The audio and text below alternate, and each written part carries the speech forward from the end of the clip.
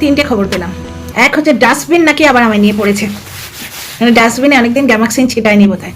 এক তারপরে আবার ওদিকে ঢেঁপির কোন একটা শর্টসে নাকি আমায় নিয়ে বলছে, তো ঢেঁপি শর্টস না হয় পরেই দেখবো, এখন ইচ্ছে করছে না। আর একটা জিনিস, আবার টেপির উত্থান হয়েছে। এবার টেপির উত্থান হতেই 7.4K। অ্যাকচুয়ালি প্রথমে ডাস্টবিনকে একটু সাল্টে দিই অল্প কথায়, ও যতটা ওকাত ততটা। প্রথম কথা হচ্ছে মুখ নাড়ার কথা বলছে এই বুড়ি, বুঝতে পারছিস তো? এই বুড়ির খুব ভয় হয়ে গেছিল যে বৌদিবাজের পেটে লাল জল পড়তেই আর কি না কি বেরিয়ে আসবে। আমি বৌদিবাজের সঙ্গে কথা বলেছিলাম ট্রান্সপারেন্ট, ওপেন টু অল, চুপি চুপি বলিনি তো, যেমন তোরা করেছিস।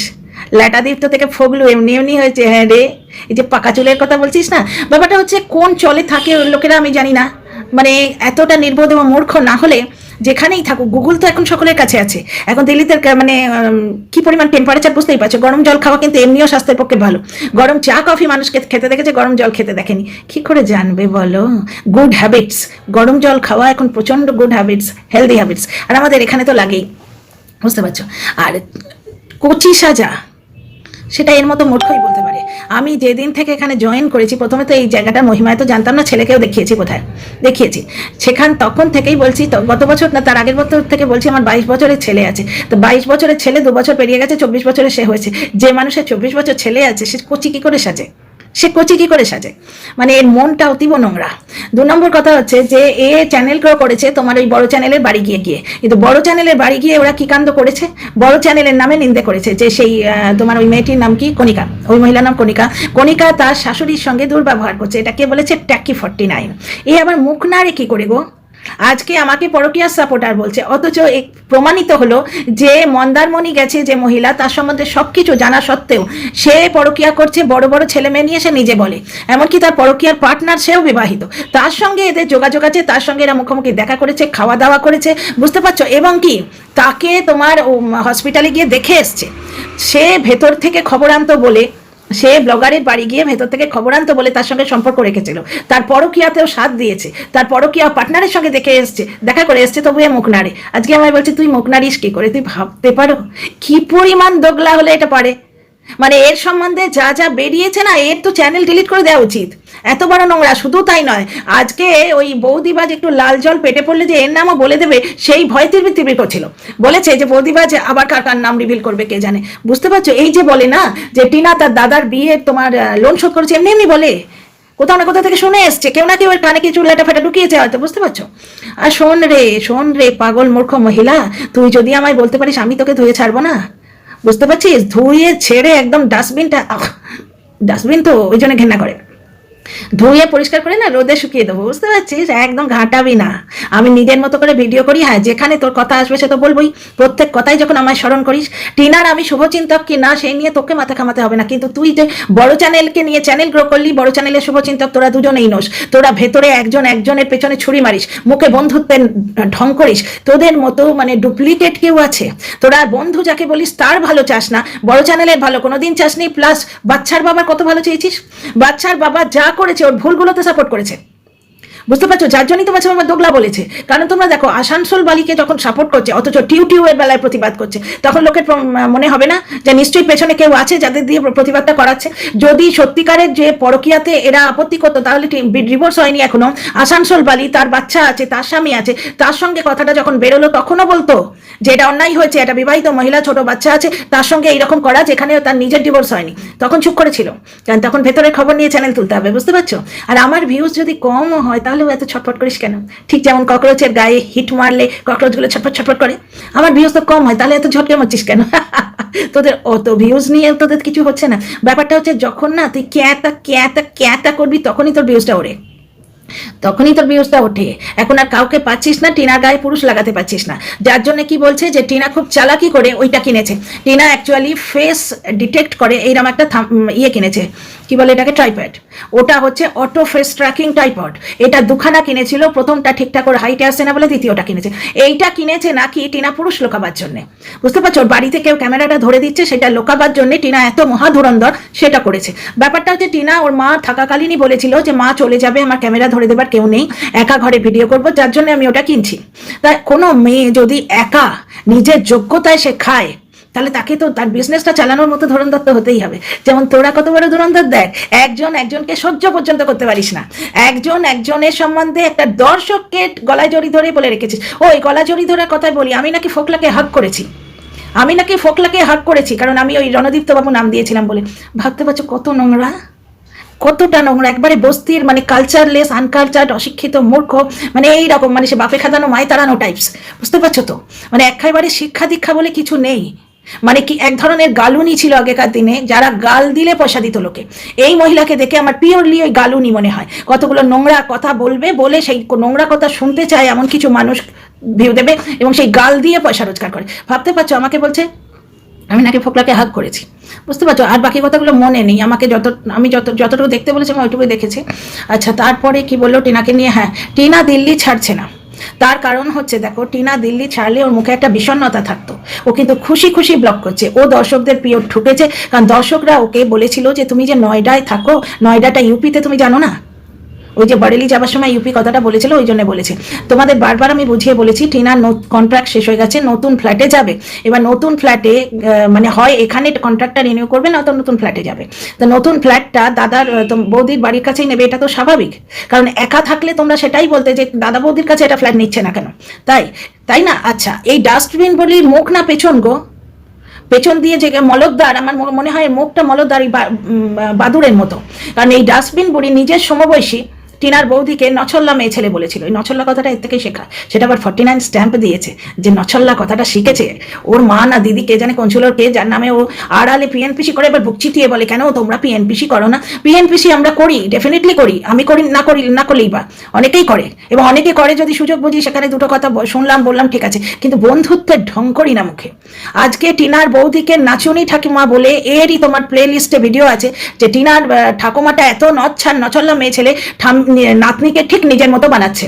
আজকে যেহেতু টিনার ঠাকুমা টিনার কাছে নেই, এখন ঠাকুমা একদম খুব ভালো হয়ে গেছে, এবং টিনার মা খুব নোংরা, বুঝতে পারছো? টিনার মা কিন্তু টিনার জন্যই এই ব্যাপারটা ঠিক করেছে, উনি চলে যাবার আগে মেয়েকে একা ছেড়ে যেতে যে কোনো মায়ের মনে হয়, বুঝতে পারছো? তখনই বসে ওদের মধ্যে প্ল্যান হয়েছে যে এরপর কি করা যাবে, কারণ কি দেখো, ওটা রিনিউ হবে, এটা তো ঘটনা প্রত্যেকেই জানে, আর টিনার লাইফে এটা প্রথম এইভাবে ফ্ল্যাট রিনিউ হচ্ছে, বুঝতে পারছো? আর কি বলেছে আমার মনে নেই। আচ্ছা, এবার আসি টেপির কথায়। টেপির যে ননদ, পাতানো ননদ, সে বসে গেছে। টেপির পাতানো ননদ আবার সেই ঝুলি থেকে বেড়াল বাল করার নামে গোটা খনক মিথ্যে কথা বলেছে, কারণ ওই ভেতরের খবর না বললে দর্শকরা ইন্টারেস্টেড হয় না। ওর শ্বশুর নাকি, টিনার শ্বশুর নাকি বলেছে যে বাপের বাড়ি গেলেই টিনা সংসারে মন বসে না, উড়নচণ্ডী হয়ে আসে, ওই জন্য আমরা বাপের বাড়ি যেতে দিই না। কারণ দেখো, বাপের বাড়ি গিয়েই এই কাণ্ডটা ঘটালো। লাস্ট টাইম যখন বাপের বাড়ি গেছিল, তখন টিনা বাপের বাড়ি যায়নি, ওকে জোর করে রেখে এসেছিল ওর স্বামী, ছেলে কেড়ে নেওয়ার নাটকের সময়। মেয়েদের মনটা একটু একটু করে ওইভাবেই ভাঙে, যেমন তোমার দেবলীনার ভেঙেছে। দেবলীনাকে তার নিজের হাতে সাজানো ফ্ল্যাট থেকে তাড়িয়ে দিয়েছিল। একটা শর্টসে দেখলাম দেবলীনাকে তার হাজব্যান্ড বলছে বেগম জান, যেখানে বারবার মেয়েটা জিজ্ঞেস করছে নতুন ইয়েটা কিনেছি, দেখো এটা আমার ফিট করে গেছে, কেমন লাগছে, ওর হাজব্যান্ড বলছে বেগম জান। দেবলীনা আজকে দেখো স্টেজ পারফরমেন্স করেছে রকিং ভাবে, মানে ব্যাক উইথ দ্য ব্যাং ফিরে এসছে, এবং ফিরে এসে বললো আমি আর পেছনের দিকে তাকাতে চাই না। ম্যারিটাল স্ট্যাটাস নিয়ে কথা বলতে শুরু করে, মানে পডকাস্টের লোকেরা যারা ওর ইন্টারভিউ নিচ্ছিল তারা খোঁচাচ্ছিল, কিন্তু ও বললো আমি ওই নিয়ে কথাই বলবো না। ও সম্পূর্ণ কাজে ফোকাস করেছে, যেটা টিনাও করছে এবং পৃথিও করছে। পৃথি, টিনা, দেবলীনা তিনটেই ল্যাং খাওয়া মেয়ে, কপালের দোষে তারা লাত খেয়েছে, কিন্তু কপালের গুণে তারা লাতটা অল্প বয়সে খেয়েছে, ধোঁকাটা। ওদের জীবনে এখন অ্যাম্পল সময় পড়ে আছে, ওরা নিজেরা ঠিক সামলে নেবে। এখন টিনার ঠাম্মি খুব ভালো হয়ে গেছে, কারণ কি এদের তো মুখ না মলদ্দার ভগবান জানে। কিছুদিন আগে ঠাম্মিকে গাল দিয়েছিল, এখন ঠাম্মি ভালো হয়ে গেছে, কারণ সে যেহেতু এখানে প্রেজেন্ট নেই। টিনার ঠাম্মির সঙ্গে কোনো একটা ব্যাপার আছে যেটা টিনা এখন বলছে না। টিনার মা, এই যে টিনার মায়ের যে টিকিট কাটার ব্যাপারটা আগে বলে দিয়েছে। টিনার মা অনেক কিছু এরকম করে, সেটা কিন্তু ওর কন্টেন্টের ক্ষতি হয়, অত ভেবে চিন্তে বলেন না। সেই কথাটাই এখন বোধহয় ওনার সঙ্গে হয়েছে খুব ভালোভাবে, যার জন্য টিনার মা এখন সম্পূর্ণ নিজের মুখের ওপর ক্যামেরাটা ধরে ভিডিও করে, পাছে এদিক ওদিক দেখিয়ে, যেটা টিনার সারপ্রাইজ নষ্ট হয়ে যায়। টিনা হয়তো কথা বলে নিয়েছে বা ওনার নিজের বোধোদয় হয়েছে। টিনার মা আজকে যদি ওই মানে টিকিট কাটা হয়ে গেছে এটা না বলতো, তাহলে টিনা কি সুন্দর একটা সারপ্রাইজ হতো বলো তো, ভিডিওতে হতো না?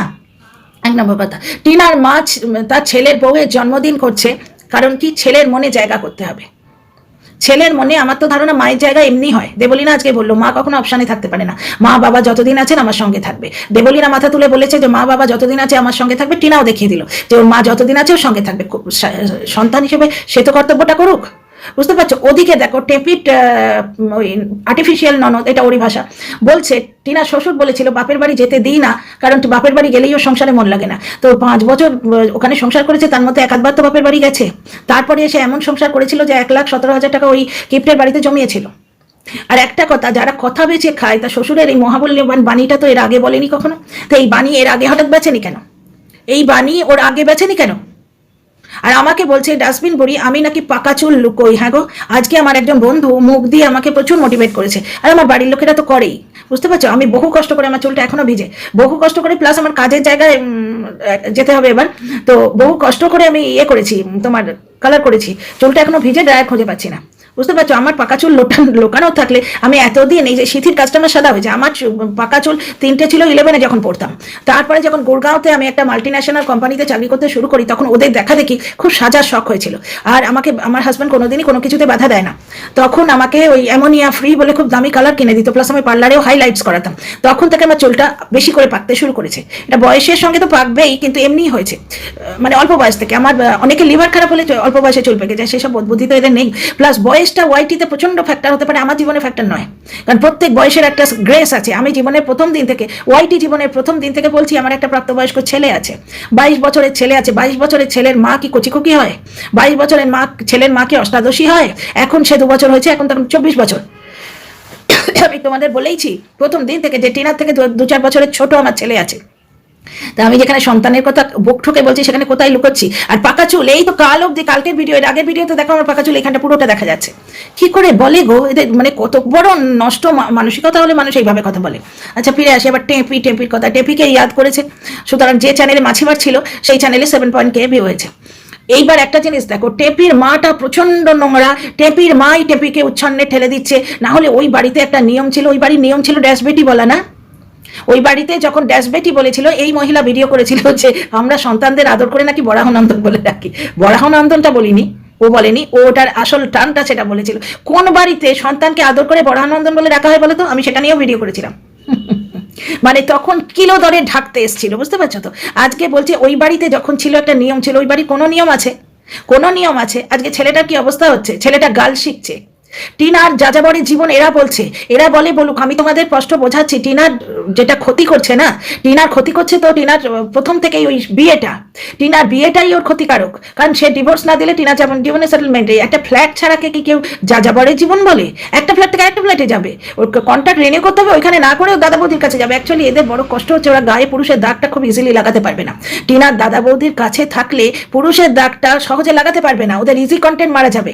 এই মহিলাই টিনাকে বলেছিল যে কন্ট্রাসেপটিভ পিল নেয়, গর্ভ নিরোধক গলি খায় বলে তার হচ্ছে, তোমার কি বলে, শরীর মোটা হয়ে যাচ্ছে। আচ্ছা, আর একটা জায়গায় বলছে দ্বিতীয় বিয়েটা তো রাখতে পারলো না। এর থেকে বুঝতে পারছো যে ফখলুচন্দ্র কার কার সঙ্গে টাচে ছিল।